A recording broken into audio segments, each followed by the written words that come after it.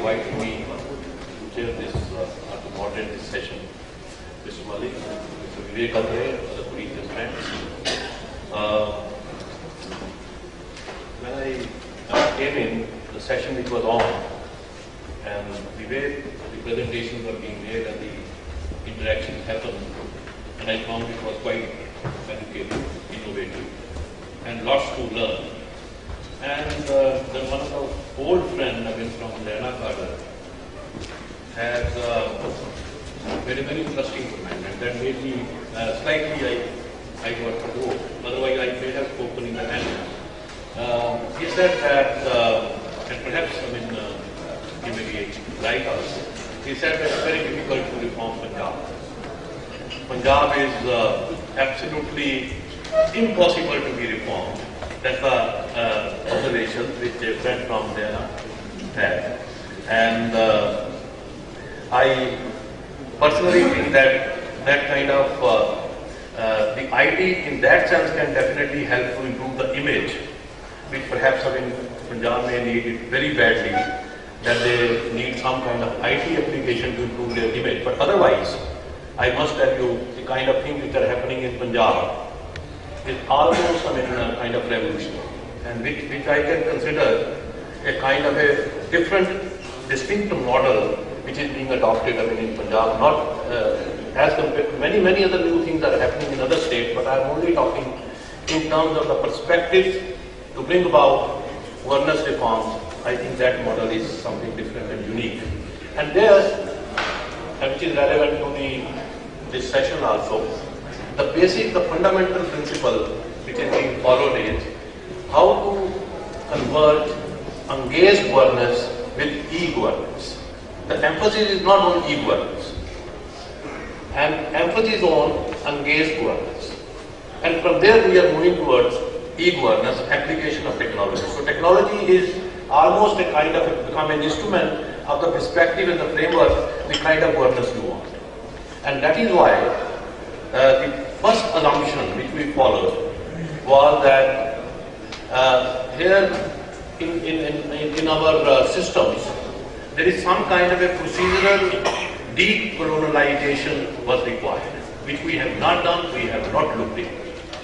And if I may put it very simply, very straight, that we are playing basketball with kabaddi rules, and you want to apply technology, e-governance on kabaddi rules to play basketball.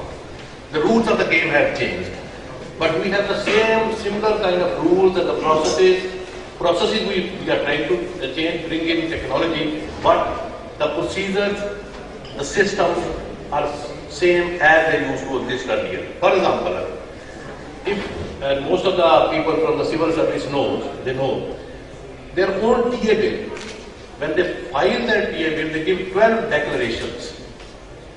And then one hiring and disbursing officer give another affidavit that whatever has been stated is correct. And if you read the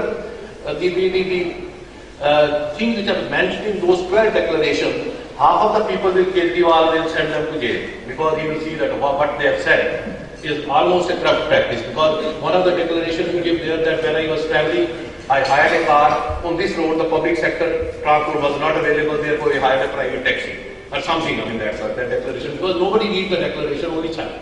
So 12 declarations, a senior IAS officer, even Cabinet Secretary of India gives after signing a deal of 30,000 crores for buying drones or something else. And he has to give those affidavits, because a clerk does not believe what he says, that I am saying that I travel by this, he should be believed.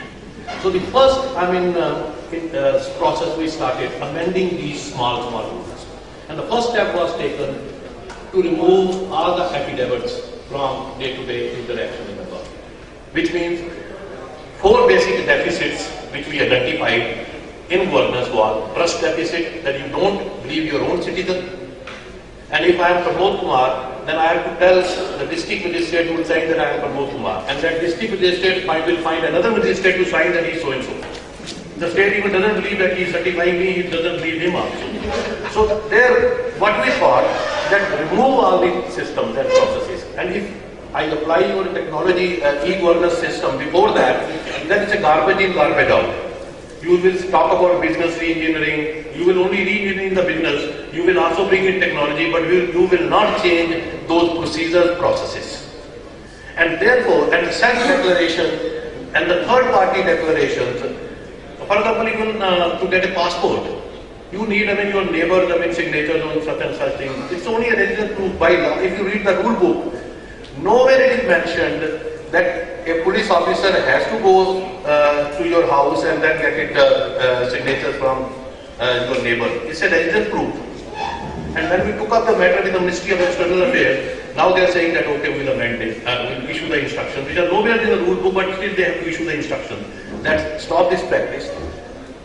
And we have suggested some other way to go about it. But what the first point I am trying to make is that the rules have become so violated, and the need is somewhere to bring about and change those rules. You cannot play basketball with kabaddi rules. And the second point which I am trying to make, and which we are trying to do in Punjab, is that somewhere the whole policy which is formulated itself is faulty. For example, when you say that most of the people, if you have a welfare scheme, on 60% leakage is there, or 80% leakage of people get only 20%. You make a wrong kind of policy, and then you expect the implementation to be right. It cannot be right. And if I may, the earlier session which was Mr. Malik very rightly intervened, it was mentioned that they are doing disease profiling, which I find is very good. Because if Government of India gives money, for example, in Punjab we get money for TB.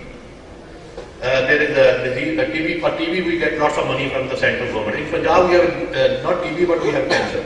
Now we generate data to prove that we have TB, because we are getting money central grant, we have to consume that money, we have to give the performance of the state. So now Punjab is suffering from TB but dying of cancer.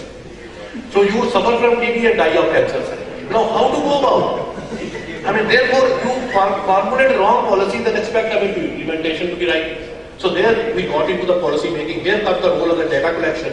How you collect the data, and once you do this disease profiling, it will definitely correct the data, and which will help us to formulate the right kind of policy. Now, you came up with a policy that the teachers don't go to the school.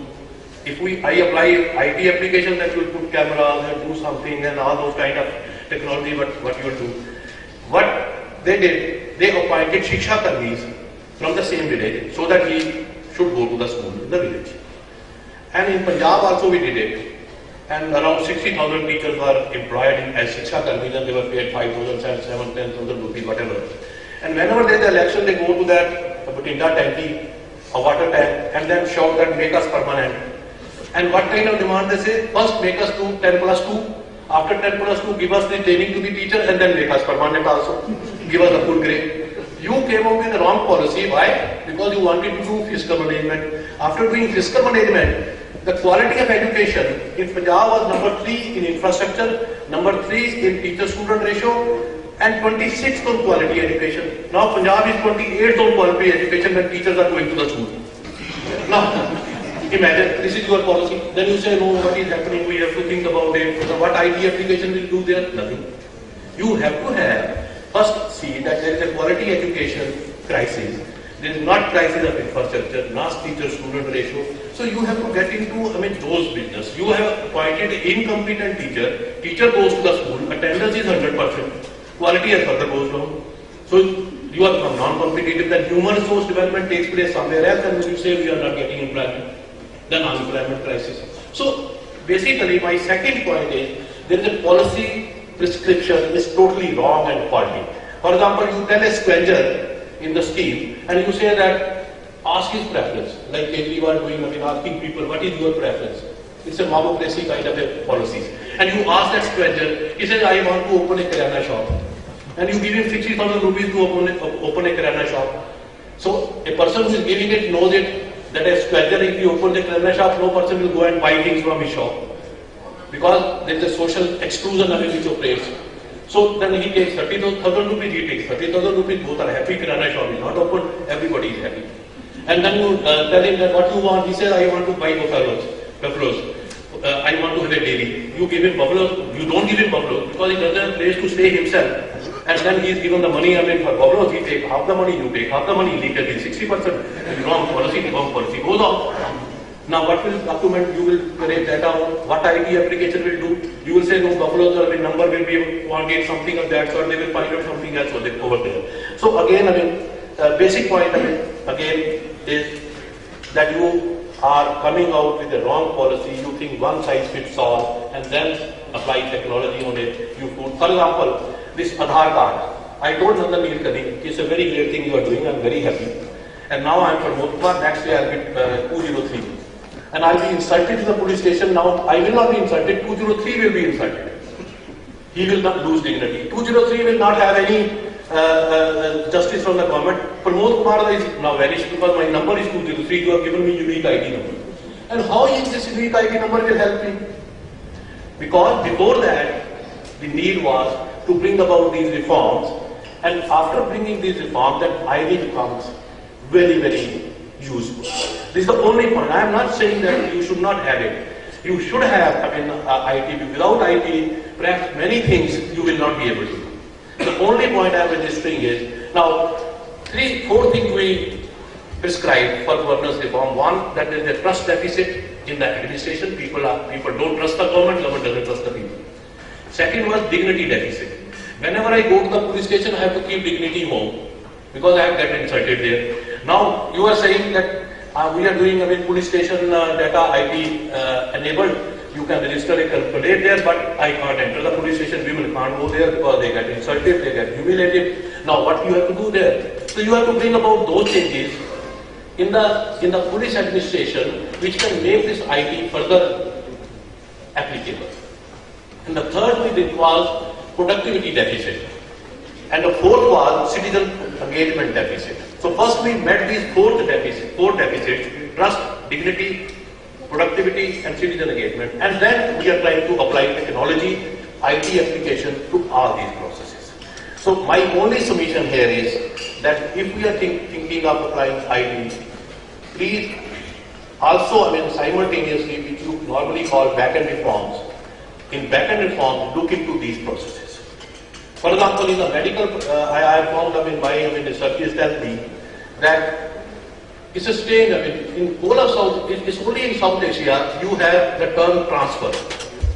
And I always wonder, and I kept on thinking, why a doctor has to be transferred from one place to another after 3 years? Why? Why a teacher has to be transferred from one place to another? Why a teacher should not be in his own village? Why a doctor should not be on his own village? If you have a Shiksha Karmi in his own village, but the teacher who is a regular should not be in his own village. And every 3 years you have to transfer people, make good money out of it. So transfer has become an industry. Then you will make e-governance in industry also. This industry should also have IT application. I mean, rather than getting out of this business of transfer, why have IT applications say that there is no need for transfer? Doctor is posted there, he is posted there. What's the problem? I mean, why doctor has to be transferred? If I can have the right to have my own family doctor, why a poor man cannot have a family doctor? Why he cannot be treated, I mean, every day there? Why a doctor cannot be there for 20 years, 30 years in the hospital? I fail to understand where. So therefore, what we are trying to do is change these policies also. That change, I mean, why transfer a doctor, a teacher? Policeman, yes. Excise officer, maybe yes. But why a doctor or a policeman? So these are some of the, and only, I mean, before this session, I only thought that I must mention, I mean, these some of the perspective.